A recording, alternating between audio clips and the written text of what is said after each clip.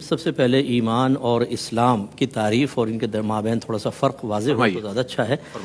ایمان کا تعلق ہمارے قلب کے ساتھ ہوتا ہے اور یہ قلبی کیفیت کا نام ہے، جس کو ہم دوسرے لفظوں میں یقین سے بھی تعبیر کرتے ہیں۔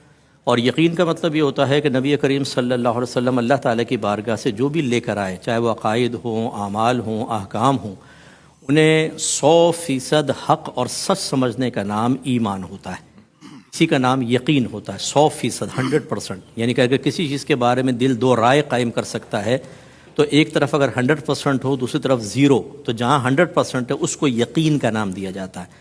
اس کا مطلب ہے کہ ایمان صرف ایک قلبی کیفیت ہے، ظاہر کا نام نہیں ہے۔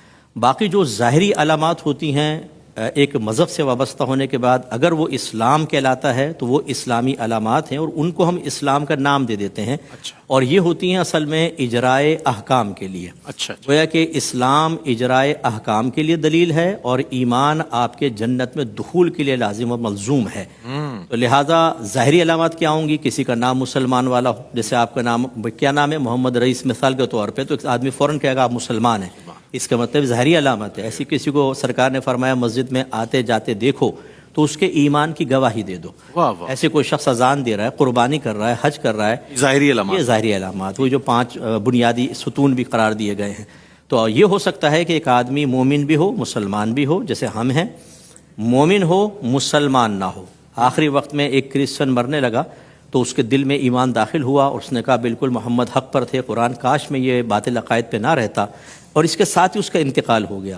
اب قلبی تصدیق تو حاصل ہو گئی لیکن وہ ہمارے سامنے اس کا اقرار نہ کر سکا، تو اجرائے احکام تو نہیں ہوگا کہ ہم اس کو غسل دیں، کفن دیں، لیکن مومن ہے، عند اللہ صاحب ایمان اٹھے گا۔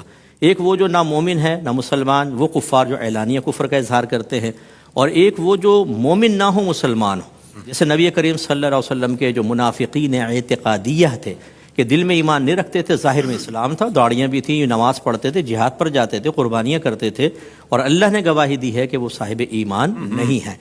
اب آگے کاملیت ایمان۔ دیکھیں کاملیت ایمان ایک تو یہ ہے کہ وہی 100% پورا ہو، مکمل طور پر اس پہ بلیو ہو۔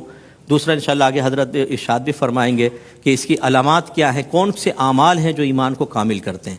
لیکن جو آپ کا ایک اگلا حصہ ہے کہ کیا کاملیت ایمان کے بعد بھی نقص کا کوئی تصور ہے؟ جی ہے۔ ایک تو زمانے نبوی میں تھا، اس اعتبار سے کہ جیسے آیات نازل ہوتی وہ اس پر ایمان لاتے، پھر مزید آیات نازل ہوتی تو پہلے والا ایمان ان کے مقابلے میں بہرحال غیر کامل ہوتا، پھر ان کا ایمان ترقی کرتا تھا حتیٰ کہ قرآن پاک کا نزول تمام ہوا۔